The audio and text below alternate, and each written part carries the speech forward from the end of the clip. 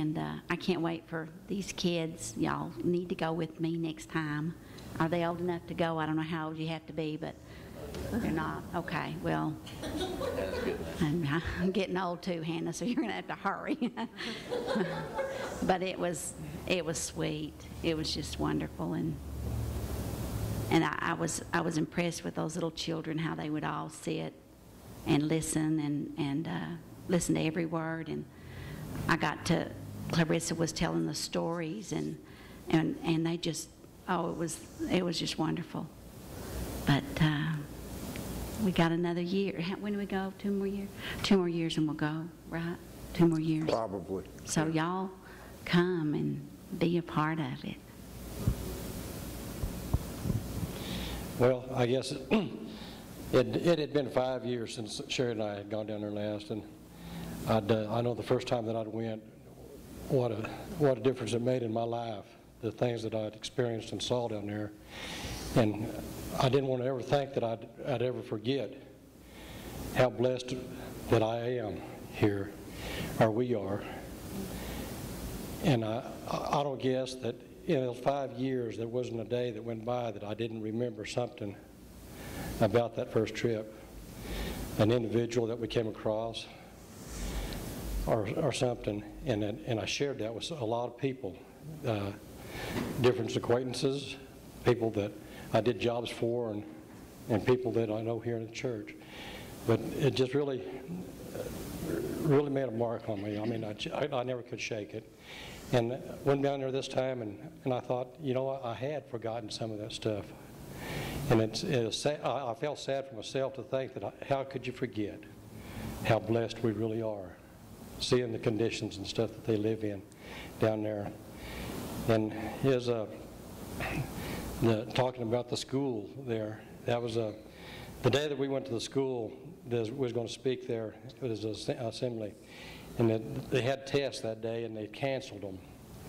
And I guess, what was it, 25, 30 kids in there or more. The principal told them that they had canceled the test, so they didn't have to stay. That was that morning. We weren't going to be there until after lunch that day. And there was probably 30 kids stuck around at that school just to see us and hear what we had to say. And that blessed me to no end. And also what Amy was saying about seeing these girls walking down there and the kids hanging on them. I'll never forget that day that George and Matt and Tony and I was working up at the school, and I heard that guitar playing, and I looked over, and here came Skip walking down the street there, and I mean, there's 60 kids behind him, and just following him around, and they're just coming out of the villages and stuff there, and they're running up beside these people, grabbing their hands and stuff, and it's just an awesome experience to see that. But I guess it's the same as before. When we first got there, we was tired, and you think, gosh, it's just barely the second day. And then time passes so fast, and you think, it's not enough time. We got here, the time's gone, what have we done? We need more time. We need more time. And Butch, he made a lot of miles in the back of that Versa as well. I think they sell a Versa over here, but I don't think they sell the 7-seat version. They do over there. And those, yeah, you put a lot of miles in on that rubboard road in the back of that Versa. And I appreciate that.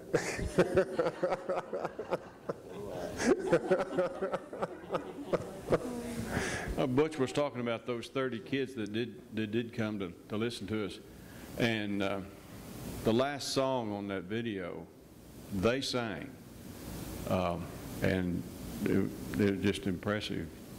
It's impressive to hear all of them sing. They'll just get in a building and start singing, and it's really been great. I put some slides of Bella Bella in it so that you could get an idea that the town is up to date. There's a lot of good stores, a lot of good homes, nice homes in Bella Bella. So the whole country's not just destitute, but there's just a big separation between what the people who have and the people who don't have. Finger Crawl is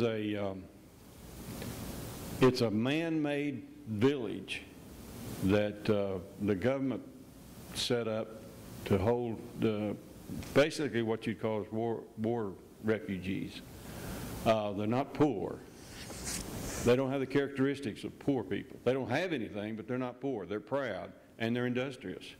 And that's why you saw the workers coming home in the evening. They'd go to town or wherever they'd go and work. I was disappointed that we were not able to actually talk to the men after they got in, but it's kind of difficult to set that up.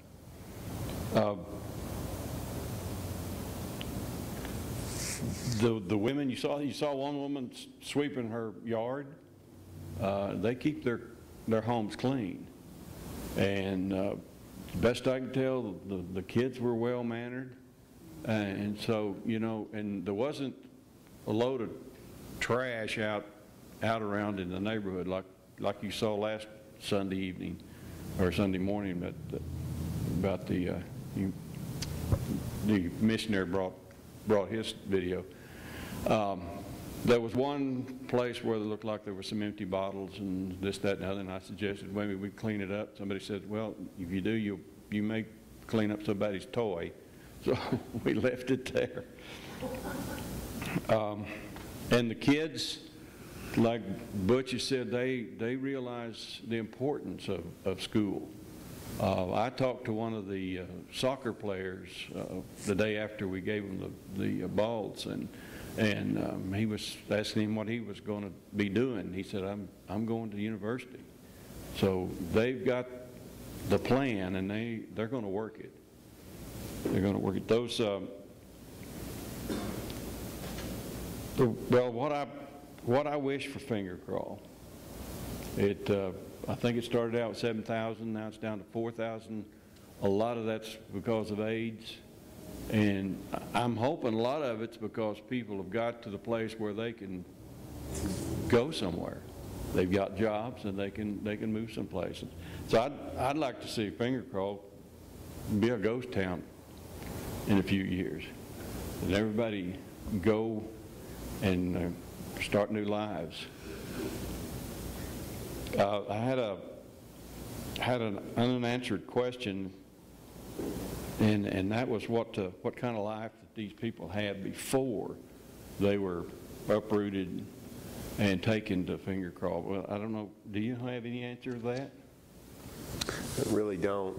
They're people from Namibia that came out of that country, out of war, and they were friendly to the South African government, so South Africa let them come out there in the middle of the countryside and locate.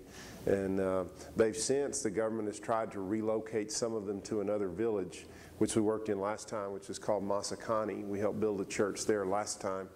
So some of the people are gone because of that, but as George said, a lot of them are gone because of AIDS. But I don't know what their conditions were like in Namibia. Never have heard. Right. They have their own language. They speak Namibian. Yeah. And because they're all Namibian and they're out in the middle of the bush out there, they kind of stay enclosed in that village. And so when we're talking about them, have 90% of them being HIV positive, a lot of that is due to they don't get outside of that village, so they marry within that village.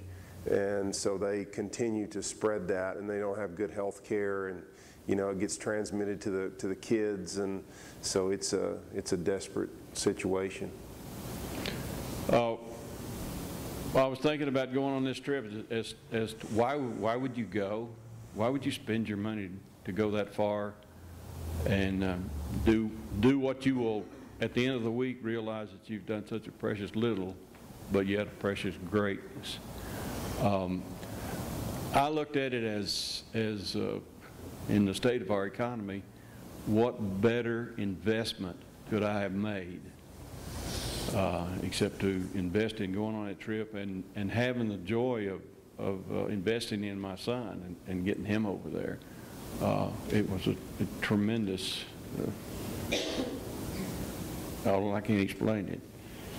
And Andrew, can you show the last little bit of that video. I had him stop it, and we're going to try to see the last part if we can get the lights off. That's finger crawl, as you saw it before. Somewhere like about a quarter of a mile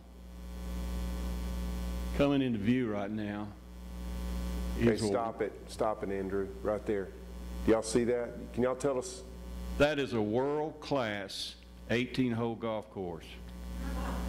And continue on, we'll show you a picture of their clubhouse, and they must have 40 or 50 lodges around there.